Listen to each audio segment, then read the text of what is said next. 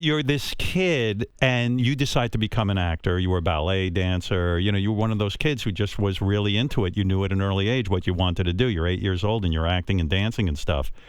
And you go out and audition for stuff. And the first audition you go on, you get it.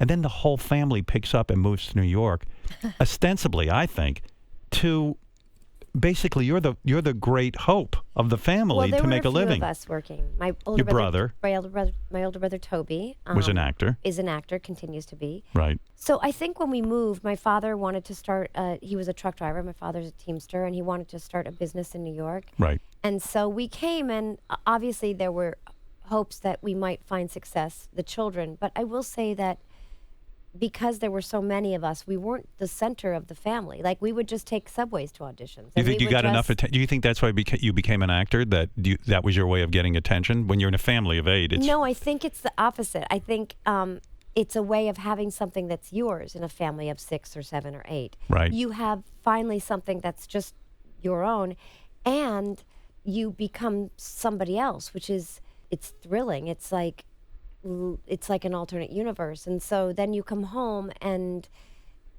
you're happier to be there in a way. I mean, I loved working not because I felt I had to take care of people, but because I loved the experience and I could contribute to the family. It was an amazing feeling. You don't pay attention to school at that age, right? Because you're acting already, you're making a living. Yeah, I mean, I was trying to, and my mother is an educator, so it was kind of odd. But I stayed in school when schools were, amenable. Were you the coolest, like one of the coolest kids at school? Oh my God, no, I was the opposite. But you were on Broadway at 11 years old or something doing Annie. But nobody, when you get to high school, when you leave Annie and you're 14 or almost 15 in my case, and you enter 9th grade, no one's interested in Annie. I mean, really?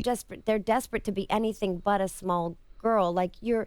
Oh my God, I would be like, oh, there's that girl who was in Annie. No, I was incredibly unpopular. I became very friendly with my best friend, Molly Renfro, but we weren't invited to any parties, and we were alone every weekend, and we were really classic outcasts. I mean, I was not at all popular, and it was hard to integrate. I can't believe this. I would think that would have been my ticket to somebody paying attention to me and being a little bit popular. I mean, I had no friends. So you're 11, you get cast in The Innocents, which was on Broadway. Mm-hmm. Was that the one where you went for like one audition and you just nail it? That was a Little Match Girl when I did when I was 8, and then I auditioned for The Innocents, and I got that, and my brother Toby ended up getting that as well. Do you think you're a natural in the sense that were you taking acting lessons at all, or you just went in, auditioned, and they put you on Broadway? Sort of. I mean, yeah, that's wow. the sort of. So are you like a savant or something? No, I don't think so. I think I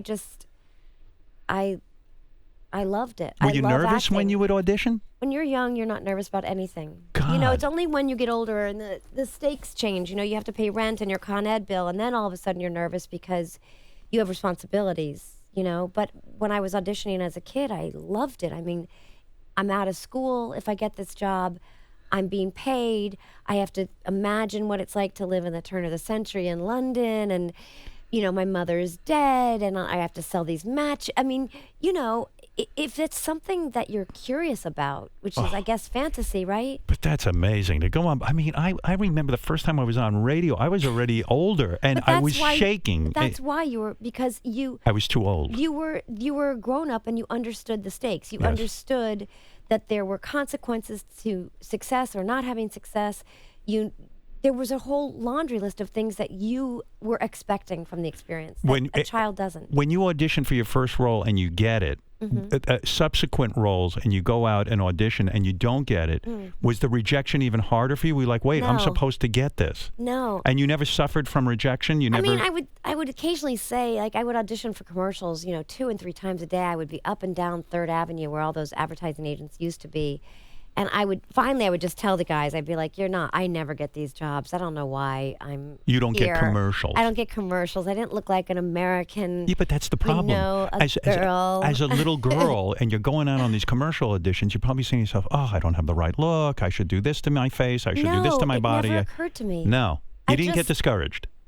No, I always felt I was doing something I loved. I mean, to have freedom in New York City and walk around and put a dime in a payphone and see if you have another audition and try to catch a subway or a bus across town. It was all and fun. It was fun, but it was also, I mean, it's why kids like playing soccer or hockey or ballet or This was your gymnastics. thing. This was the thing that I loved. So when you were 11, how old were you when you got Annie? When I was Annie, I was about almost 13. So when you're 13, then you start making some real bread. You were the understudy first, right? I was July the orphan, Yeah. and I was the understudy to Annie, yes. And then, like, almost immediately, the understudy you becomes Annie. Well, I played July for a year, and then I played Annie for a year. So that's pretty good. At least you were used to being on stage for Yeah, that. Because that thing exactly. was a mega smash. And Yeah. then when you become Annie, you're probably making, what, $4,000 a week or something crazy? No, I was not making $4,000, but at the time I was making like more than my father had ever made That's what a I week. mean. It was nuts. Yeah. Did you tell him, look, I'll take over the master bedroom now. You two go downstairs.